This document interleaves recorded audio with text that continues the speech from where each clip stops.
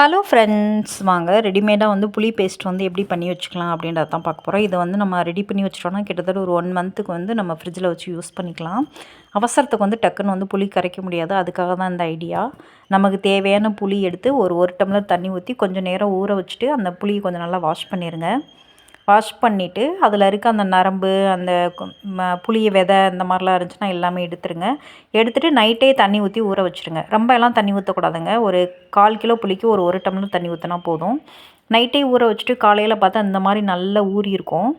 நம்ம எடுத்து இப்படி கையில் வந்து இப்படி ஸ்மாஷ் பண்ணி பார்க்கும்போது நல்லா அந்த பேஸ்ட் அதுவே தன்னாலவே வரும். அந்தளவுக்கு நல்லா ஊற வச்சுக்கோங்க. ஊற வச்சுட்டு இதை வந்து என்ன பண்ணால் கொஞ்சம் கொஞ்சமாக புளிஞ்சு எடுத்துருங்க. அந்த சக்கையெல்லாம் எடுத்து தனியாக ஒரு தட்டில் வச்சுருங்க. இந்த மாதிரி கொஞ்சம் கொஞ்சமாக புளிஞ்சு எடுத்துருங்க. இதை வந்து நீங்கள் வீக்கெண்டில் பண்ணுங்கள். வேலைக்கு போகிறவங்க வந்து லீவ் அன்னைக்கு வீட்டில் இருக்கையில் பண்ணுங்கள். இது கொஞ்சம் லாங் ப்ராசஸாக இருக்கும். இந்த மாதிரி அந்த பேஸ்ட்டு கொஞ்சம் வந்ததுக்கப்புறம் நல்லா நம்ம சக்கையில் எடுத்துகிட்டு பேஸ்ட் இந்த மாதிரி இருக்குது.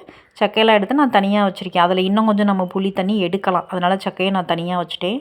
இதில் வந்து இன்னும் கொஞ்சம் கசடுகள் வந்து ஏதாவது இருக்கும். அதுக்காக நம்ம என்ன பண்ண போகிறோம் அப்படின்னு சொன்னால், இப்போ ஸ்ட்ரெயினரில் போட போகிறோம். இது வந்து இந்த எடுத்து வச்ச சக்கையை வந்துட்டு ஒரு டம்ளர் தண்ணி ஊற்றி தனியாக இங்கிட்டு ஓரமாக ஒதுக்கி வச்சுருங்க, ஊற வச்சுருங்க.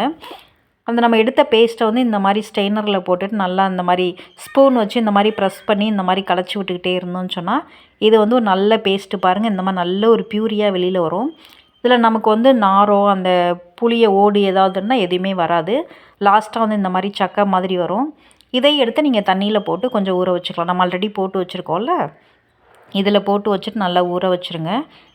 ஊற வச்சுட்டு லாஸ்ட்டாக நமக்கு புளி பேஸ்ட் ரெடி ஆயிடுச்சு. இது நல்ல ஒரு சுத்தமான கண்டெய்னரில் போட்டு மூடி ஃப்ரிட்ஜில் வச்சுக்கலாம். இது வந்து 1 மாதம் வரையும் கூட நம்ம வச்சுக்கலாம். வீடியோ பிடிச்சா லைக் பண்ணுங்கள், ஷேர் பண்ணுங்கள், சப்ஸ்கிரைப் பண்ணுங்கள். தேங்க்யூ.